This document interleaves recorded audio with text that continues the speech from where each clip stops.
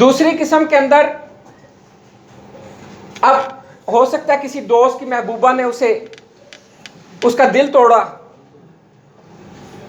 اب اس کو ایک دم سے اپنے ارد گرد کی کائنات اندھیرا لگنا شروع ہو گئی. ایک دوست ہے، اس کو جاب سے نکال دیا، وقتی طور پر اس کو اپنے ارد گرد کی کائنات کے اندھیرا لگنا شروع ہو گئی. ایک دوست کے ساتھ کوئی ایسا انسیڈنٹ ہو گیا ہے، کوئی ایکسیڈنٹ ہو گیا ہے، اب وقتی طور پر اس کو اپنے ارد گرد کی کائنات جو ہے اندھیرا لگ رہی ہے، اس کو لگ رہا ہے کہ نہیں اب میں ایگزسٹ نہیں کر پاؤں گا. اب وہ رہائی چاہتا ہے ان غموں سے، ان چیزوں سے جو اس کے ذہن پر دباؤ ڈال رہی ہیں کہ نہیں اب تو اس قابل نہیں رہا، نہیں اب تو ایسا نہیں ہے، نہ اب ایسا نہیں ہے، ویسا نہیں ہے. اب وہ کیا کہتا ہے؟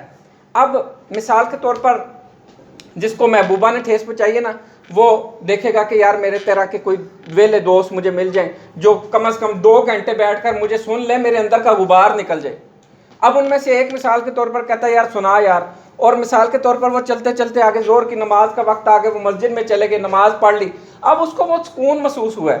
اب جو وہ سکون تھا نا، اس نے بے چینی اور سکون کو جب اس کا کمپیریزن کیا، موازنہ کیا، تو اس کو ایک نیا راستہ ملا ہے. اب یہ نیا راستہ یہاں سے دوسرے نمبر کی خود شناسی اس کو مل رہی ہے کہ یار نماز ہی کیوں پڑھی اور نماز پڑھنے سے کتنا سکون ملا ہے. اب وہ چند دن نماز کی روٹین بنا لے گا، لطف آنا شروع ہو جائے گا. پھر اس کو کسی نے کہا یار دنیا میں انسان کو عبادت کے لیے بھیجا گیا ہے، اس کو بھلائی کا حکم دینے اور برائی سے منع کرنے کے لیے بھیجا گیا ہے. تو پھر وہ کیا کرے گا؟ وہ جناب یہ کرے گا کہ اب اپنے آپ کو کسی خاص مکتبہ فکر سے جوڑ لے گا. اپنے آپ کو کسی خاص مکتبہ فکر سے جوڑنے کے بعد وہ اس میں اپنی ریسرچ کرنا شروع کر دے گا اپنے مذہب پر، اگر مسلمان ہے. تو پھر کیا ہوگا کہ اس کو وہ دیکھیں، اب اس کو کیونکہ اللہ تعالیٰ نے قرآن مجید میں کہا کہ سکون قلب جو ہے وہ اللہ کے ذکر میں. اب وہ سکون اس کو آنا شروع ہو گیا، وہ بے چینیاں ختم ہونا شروع ہو گئی. اس نے اللہ پر ایک نا تکیہ کر لیا، توکل کر لیا، اپنی زندگی کو بسر کر رہا ہے، اللہ اللہ کر رہا ہے. اب ہوا صرف اتنا ہے کہ موت تک کا جو سفر ہے نا، اس کا تھوڑا بے چینی سے بچ گیا وہ، اور آسان موت مر جائے گا، یقین کی موت مر جائے گا. اب یہ جو سارا پروسیس تھا کہ دیکھیں اب ہوتا کیا ہے. اب ایک بندہ ہے، اس نے نماز شروع کیا کیا اس نے، اور برتن کے اندر جب دودھ گرم کرتے ہیں نا، تو جب وہ بوائلنگ پوائنٹ پر آتا ہے نا، تو وہ دودھ ابل کر باہر بہ جاتا ہے. ہوتا کیا ہے، بندے کے اندر جو کچھ چل رہا ہوتا ہے، ایک ایکسٹریم پوائنٹ آتا ہے.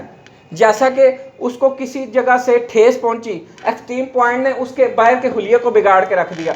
میں کپڑے پہن کر جاؤں کہاں، میں بال بناؤں کس کے لیے. ایک دوسرا ایکسٹریم پوائنٹ آیا، اس نے نماز روزہ زکوٰۃ حج شروع کی، تو اس کے معاشرت بدل گئی، اس کی طرز زندگی بدل گئی، اس کی لائف سٹائل چینج ہو گیا، اس کا لباس چینج ہو گیا. اب وہ مسجد میں آتا جاتا نظر آ رہا ہے، اب اس کے ہاتھ میں تسبیح نظر آ رہی، اس کے سر پر ٹوپی نظر آ رہی، اس کا اخلاق بہتر نظر آ رہا ہے. تو جو چیز اندر ہوتی ہے جب وہ ایکسٹریم پوائنٹ پر پہنچتی ہے تو اپنے آپ کو باہر ظاہر کر دیتی. اسی طریقے سے جیسے میں نے اس کا پوائنٹ بتایا کہ پہلے انسان کو خود شناسی ملتی ہے، پھر خود اعتمادی ملتی ہے، پھر مستقل مزاجی ملتی ہے، پھر جنون ملتا ہے، پھر فن ملتا ہے، اور پھر فن اس کی پہچان بن جاتا ہے. تیسرا مرحلہ ہے، اس میں بڑی ایک امپورٹنٹ جو چیز ہے وہ یہ ہے کہ پہلے دنیا سے ٹھیس پہنچی تو وہ مذہب میں آ گیا. اب وہ مذہب میں ایسے ہی ہے، اس مثال کو میں ڈائریکٹلی بیان کروں گا کہ آپ کو کسی سے محبت ہے اور وہ گیٹ سے کھڑے ہو کر آپ کو ہیلو بائے بائے کر دیتی ہے. ایک وقت آئے گا کہ آپ اس سے اکتا جائیں گے، آپ کہیں گے نہیں اب ملاقات ضروری ہے، اب میٹنگ ضروری ہے، اب تم مجھے آ کر میرے ساتھ چائے پیو، اب میں پیغام شادی کا بھیجتا ہوں. یعنی کہ بات آگے بڑھ جائے گی، بات ایک جگہ پہ رکی نہیں رہ سکتی. کیوں؟ کیونکہ انسان کی فطرت میں ٹھہراؤ ہے ہی نہیں. اب کوئی کروڑوں میں سے شاید کوئی ایک ہو جو کہے یار نماز میں کہا گیا ہے کہ الصلاۃ معراج مومن، لیکن یار میں 70 سال سے نماز پڑھ رہا ہوں, مجھے وہ چیز میسر نہیں آ رہی. ہو سکتا ہے نماز میں کہیں ایرر ہو, کوئی مسئلہ ہو. کہتے ہیں کہ یا یہ خیال کرو کہ اللہ تمہیں دیکھ رہا ہے, نہیں تو یہ دیکھو کہ میں اللہ کو دیکھ رہا ہوں. اگر وہ اس کیفیت سے بھی آگے کی بات سوچ رہا ہے, یعنی کہ میں نے کہا بہت ریئر لوگ ہوتے ہیں جو اس حد تک جاتے ہیں, اور پھر وہی اولیاء کرام بنتے ہیں, وہی سب کچھ ہوتے ہیں. تو ان کے اندر کروڑوں سوالات, اور ان کروڑوں سوالات کے جوابات جو ہے گردش کر رہے ہوتے ہیں. اللہ کیا ہے, کہاں ہے, اشرف المخلوقات انسان کو ہی کیوں بنایا گیا, یہ ساری باتیں ان کے اندر چل رہی ہوتی ہیں. اور خلیفہ, اللہ تعالیٰ نے انسان کو اپنا خلیفہ بنا کر بھیجا ہے, تو ان کے اندر چل رہا ہوتا ہے کہ انسان کو ہی خلیفہ کیوں بنا کر بھیجا گیا. تو پھر وہ ایک کروڑوں سوال ہیں حضور نبی کریم صلی اللہ علیہ وسلم سے متعلق, دنیا سے متعلق, اللہ کے متعلق. تو یہ وہ لوگ ہوتے ہیں جو اس میں پھر دھن میں مارے مارے پھرتے رہتے ہیں. کچھ جنگلوں کو نکل جاتے ہیں, کچھ دنیا میں رہ کر جو ہے وہ نسبت کر کے وہ کچھ حاصل کرتے ہیں, تو وہ اس لائن میں نکل جاتے ہیں. اب اس کی مثال ایسے ہی ہے جیسا کہ مثال کے طور پر وہ ہم بات کریں کہ یار یہ جو اشرف المخلوقات والا نقطہ ہے یہ کیا ہے, تو وہ اس پر کہے گا کہ یار اشرف المخلوقات کسی اور جنس کو کیوں نہیں کہا گیا, کسی اور مخلوق کو کیوں نہیں کہا گیا.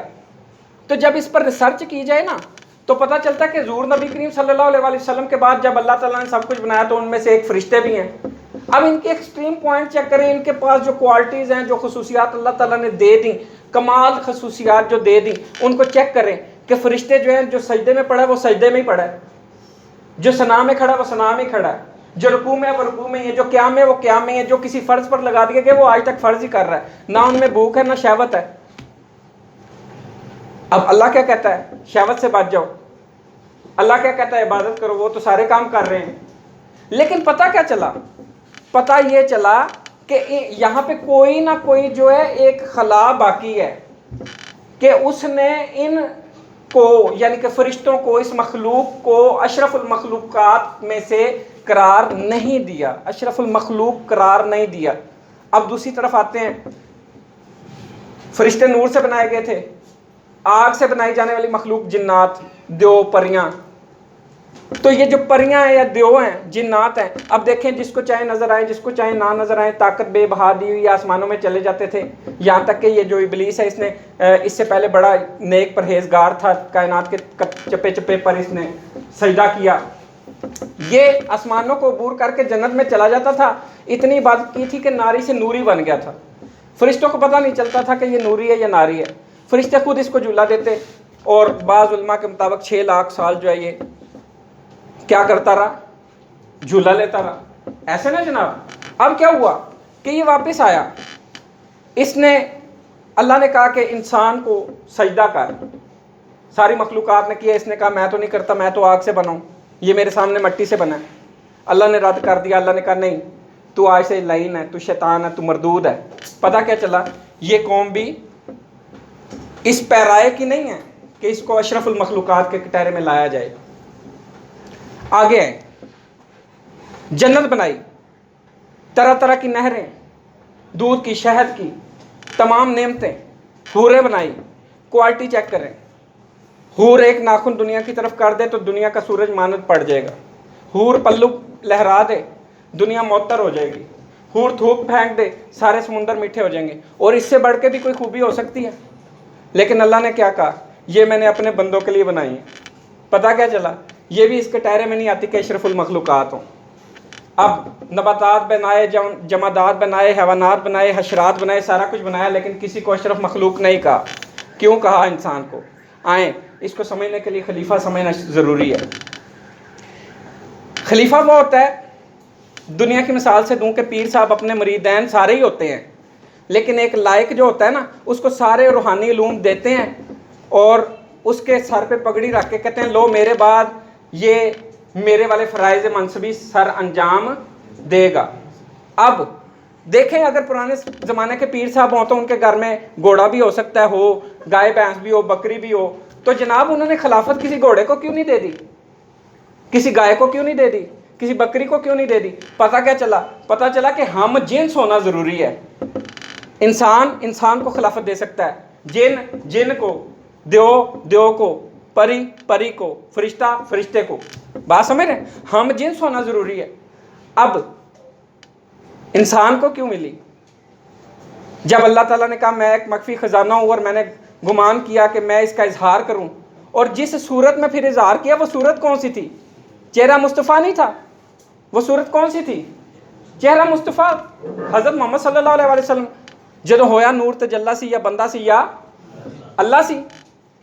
अब उस वक्त पे ज़रा गौर करें जब अल्लाह ताला ने मोहम्मद अरबी सल्लल्लाहु अलैहि वसल्लम को बनाया। उस वक्त हजूर ने अपनी आंखों से अल्लाह को, उस वक्त अल्लाह की क्या हकीकत थी डायरेक्ट सामने देखी, और अल्लाह ने तो हजूर को बनाया तो अल्लाह तो खुद हकीकत जानता था हजूर की क्या है। तो वो जो लम्हा था जब इन दोनों ने एक दूसरे की हर चीज़, हर यानी कि हकीकत देख ली, अब वो कोई मखलूकात और देख नहीं सकी, उनको तो बनाया ही बाद में गया है। तो यही वो वजह है कि इंसान को पहली तख्लीक है, और ये अगर कोशिश और काविश करे तो अल्लाह कहता है ना नहनु अक़रब मिन हाब्लिल वरीद, मैं तेरी शाह रग से भी करीब हूँ। तो इंसान अगर ढूंढना चाहे तो अल्लाह ने कहा है कि वो मुझे भी ढूंढ लेता है। तो इंसान को वो खूबियाँ अता की हैं कि देखें बनी इसराइल के 70,000 नबी ये कहते रहे कि या अल्लाह हमसे नबूवत वापस ले ले, हमें नबी करीम